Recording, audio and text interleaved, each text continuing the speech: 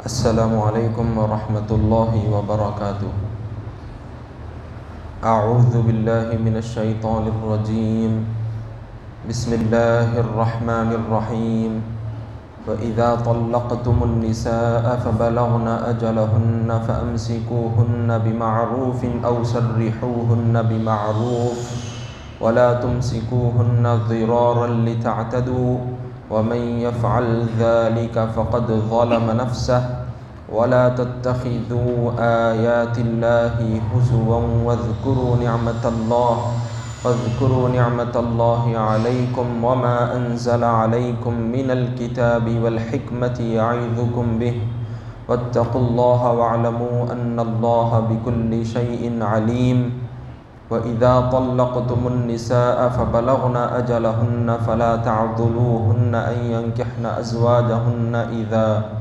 إِذَا تَرَاضَوْا بَيْنَهُم بِالْمَعْرُوفِ ذَلِكَ يُوعَظُ بِهِ مَن كَانَ مِنكُمْ يُؤْمِنُ بِاللَّهِ وَالْيَوْمِ الْآخِرِ ذَلِكُمْ أَزْكَىٰ لَكُمْ وَأَطْهَرُ وَاللَّهُ يَعْلَمُ وَأَنتُمْ لَا تَعْلَمُونَ۔ صدق اللہ العظیم۔ عزیزان محترم، ابھی جن آیات کی تلاوت کی گئی ہے یہ دوسرے پارے سورہ بقرہ کے 29 اور 30ویں رکوع کی آیتیں ہیں۔ گزشتہ جو آیتیں گزری تھی اس کے اندر طلاق اور خلا کے متعلق احکامات ذکر فرمائے گئے تھے کہ آدمی جب شوہر اپنی بیوی کو طلاق دیتا ہے، ایک طلاق دے یا 2 طلاق دے، تو اس کو گنجائش حاصل رہتی ہے کہ وہ اپنی بیوی کو اپنے نکاح میں واپس لے سکے۔ 2 طلاق دے گا تو پھر نیا نکاح اپنی بیوی سے جدید مہر کے طور پر کر سکتا ہے۔ اگر اس نے 3 طلاقیں دے دی تو اب کوئی گنجائش نہیں اب دونوں کے ملنے کے لیے، کوئی راستہ نہیں ہے اب ان کے لیے۔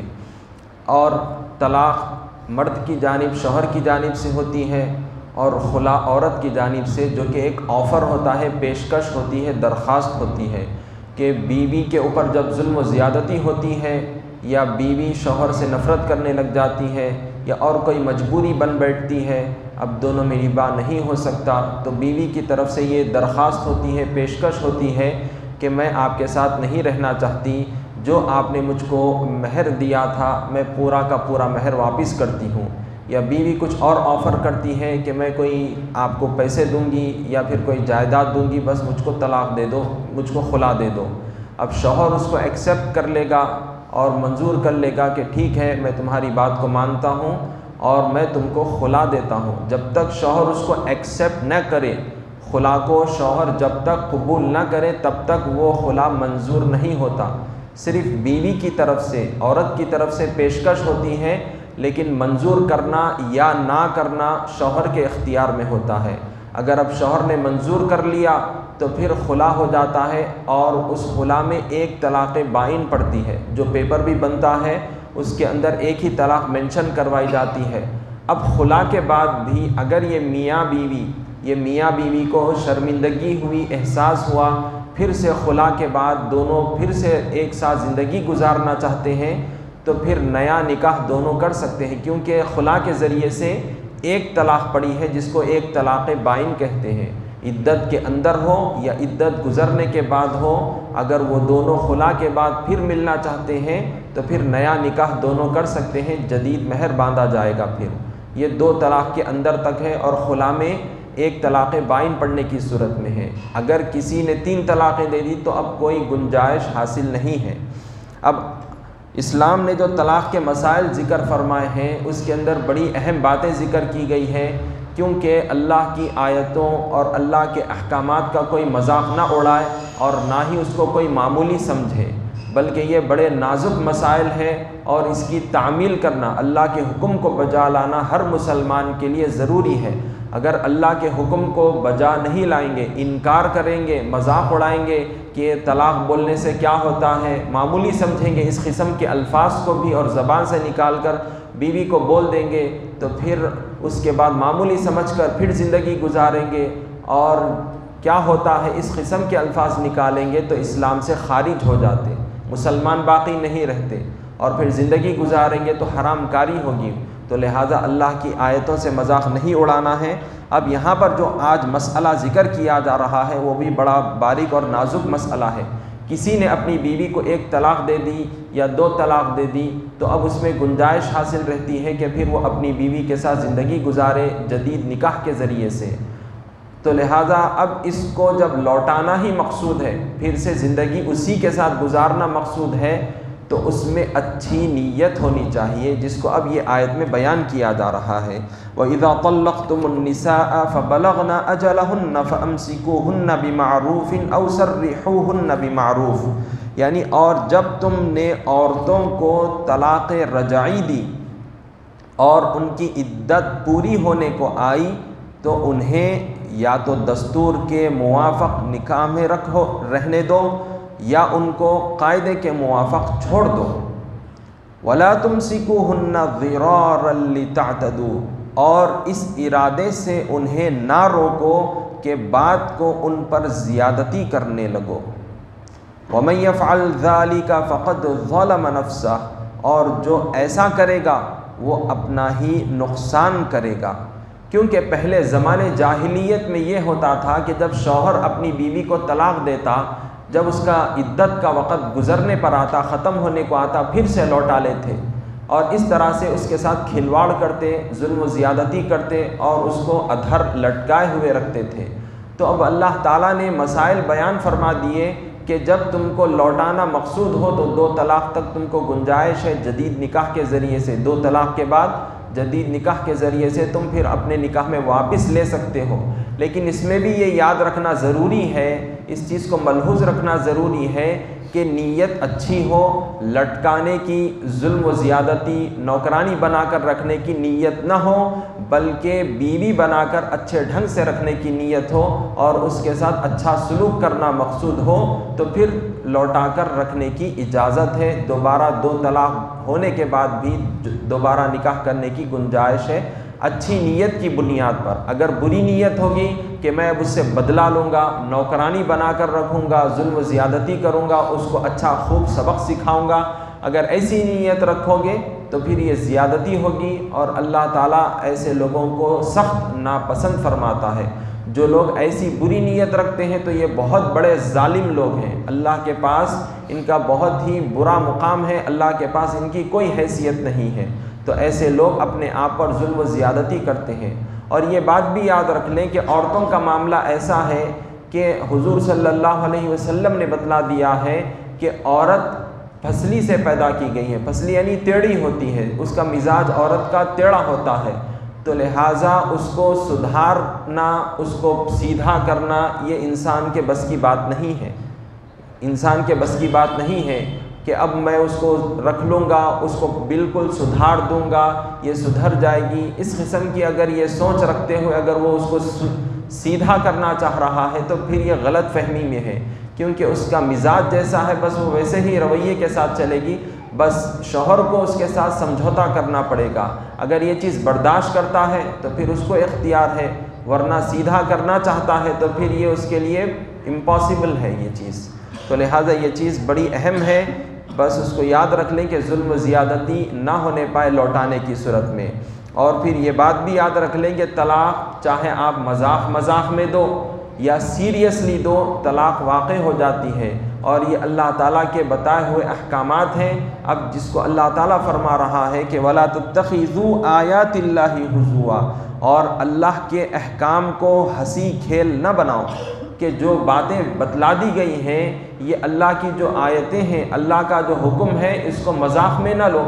اس کو ہنسی مذاق میں نہ لو، اس کا مذاق نہ اڑاؤ، کیونکہ یہ بڑے نازک مسائل ہیں، چاہے نکاح کا معاملہ ہو یا طلاق کا معاملہ ہو۔ اگر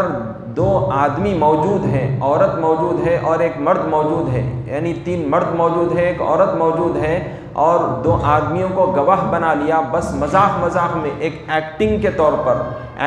طور پر مذاق میں اگر سامنے والا مرد 2 گواہوں کی موجودگی میں یہ کہہ دے کہ میں تجھ کو اپنے نکاح میں لیتا ہوں اتنے پیسوں کے عوض، بس ایکٹنگ کر رہا ہے، مذاق کر رہا ہے، اور وہ عورت قبول کر لی، پورے مسلمان ہے، قبول کر لی وہ عورت، بس مذاق میں یہ بات ہو رہی ہے، جب انہیں ایکسیپٹ کر لی، انہیں پیشکش کیا اس نے منظور کر لیا تو پھر یہ مذاق میں بھی جو ہے یہ نکاح کی محفل منعقد ہو جاتی ہے، وہ عورت اس کے نکاح میں آ جاتی ہے، کیونکہ یہ مذاق کے رشتے نہیں ہیں بلکہ یہ بڑے نازک رشتے ہیں جس کو مذاق میں بھی نہیں لینا چاہیے۔ تو لہٰذا نکاح کے لیے کیا چیز ضروری ہے؟ میاں بیوی کا، دلہا دلہن کا راضی ہونا اور 2 گواہوں کا موجود ہونا۔ بس اگر یہ چیز پائی جائے، 2 مسلمان گواہ موجود ہیں یا 1 مسلمان مرد اور 2 مسلمان عورتیں گواہ میں شامل ہو جائیں، یاد رکھ لیں کہ گواہوں کے اندر 2 عورتیں بھی ایک گواہ کی حیثیت رکھتی ہیں۔ 2 عورتیں بھی اگر گواہ میں شامل ہو جائیں جن کو ایک حیثیت عطا کی گئی ہے، 1 مرد اور 2 عورتیں، یا پھر 2 کے 2 مرد گواہ مسلمان ہوں اور دونوں دلہا دلہن راضی ہوں اور کہیں کہ ہم دونوں مانتے ہیں اور ہم دونوں نکاح کرتے ہیں، میں نے یہ اتنے مہر کے عوض تجھ کو جو ہے اپنے نکاح میں لے لیا، اور وہ منظور کر لے، تو یہ مذاق کا معاملہ بھی سیریس ہو جاتا ہے اور نکاح منعقد ہو جاتا ہے۔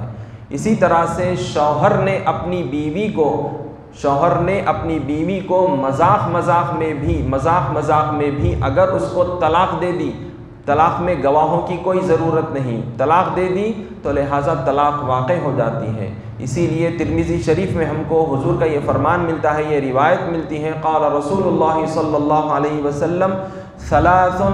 جدہن جد وہزلہن جد، النکاح والطلاق والرجعۃ، رواہ الترمذی، کہ حضور صلی اللہ علیہ وسلم نے ارشاد فرمایا کہ 3 چیزیں ایسی ہیں کہ جس کو مذاق میں آپ بولیں وہ مذاق میں کریں یا پھر سیریسلی مضبوطی کے ساتھ اس کو کریں، واقع ہو جاتی ہے۔ وہ کیا چیزیں ہیں؟ ایک ہے نکاح، ایک ہے طلاق، اور ایک ہے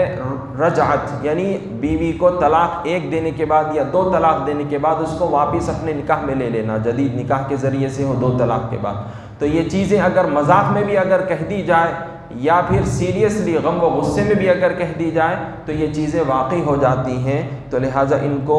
نازک نہیں، ان کو معمولی نہیں سمجھنا چاہیے اور نہ ہی اس کو کھیل بنانا چاہیے، بلکہ یہ اللہ کا حکم ہے، اللہ کی آیتیں ہیں، جس کو ہنسی مذاق نہ بناؤ۔ اب مزید اللہ تعالیٰ آگے اپنی آیتیں یاد دلا رہا ہے، نعمتیں یاد دلا رہا ہے کہ وَاذْكُرُوا نِعْمَةَ اللَّهِ عَلَيْكُمْ وَمَا أَنزَلَ عَلَيْكُمْ مِنَ الْكِتَابِ وَالْحِكْمَةِ يَعِظُكُمْ بِهِ۔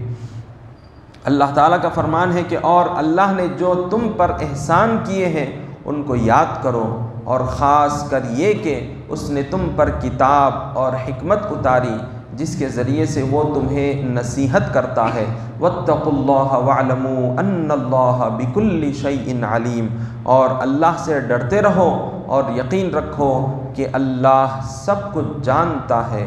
کہ اللہ تعالیٰ نے ہم کو مسلمان بنایا، یہ اللہ کی بہت بڑی انمول نعمت ہے ہمارے لیے، کیونکہ ہم دیکھتے ہیں دیگر مذاہب کی کیا حالت ہے، عورتوں کے برابر حقوق نہیں ہے، لیکن اسلام نے ہر کسی کو اس کا حق دیا ہے، رائٹ دیا ہے، اور اللہ نے جو نعمتیں ہم کو عطا کی ہیں حضور اکرم صلی اللہ علیہ وسلم کے ذریعے سے ہم کو ملی ہیں۔ اللہ تعالیٰ ہم کو ہر معاملے میں، اور اللہ کے پیارے رسول نے ہم کو زندگی کے ہر گوشے میں ہم کو کیسے گزارنا چاہیے، ہر چیز کی ہم کو تعلیم عنایت فرمائی ہے۔ تو بس مسلمان کو چاہیے کہ اللہ اور اس کے رسول کے بتائے ہوئے طریقے پر، ان کی تعلیمات پر عمل کرتے ہوئے زندگی گزارے۔ نکاح کا معاملہ ہو یا طلاق کا معاملہ ہو، اللہ اور اس کے رسول کی بات پر عمل کرتے ہوئے ہی ان چیزوں کو طے کرنا ہے، اپنی منمانی اپنی خودی سے ان چیزوں کو اختیار نہیں کرنا ہے۔ اور یاد رکھ لیں کہ یہ ایسے مسائل ہیں، یہ اللہ اور اس کے رسول کی ایسی باتیں ہیں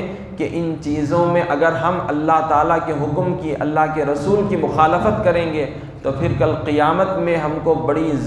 اللہ رب العزت ذلیل و رسوا کرے گا اور دوزخ میں داخل کر دے گا۔ اور یہ چیزیں ایسی ہیں کہ یہ چیزیں چھپنے والی نہیں ہیں، بلکہ اللہ تعالیٰ ہر چیز کو جانتا ہے۔ ہم کھلم کھلا کریں یا چھپتے چھپاتے کریں، اللہ تعالیٰ کو ہر چیز کا ہمارے متعلق علم ہے، تو لہٰذا ہم کو ان معاملات میں ڈرتے رہنا ہے۔ مزید اور طلاق کے بھی مسائل ہیں انشاءاللہ، اور اس کو تفصیل سے آئندہ ذکر کریں گے۔ وصلی اللہ تعالی وسلم علی خیر خلقہ سیدنا محمد وعلی آلہ واصحابہ اجمعین والحمد للہ رب العالمین۔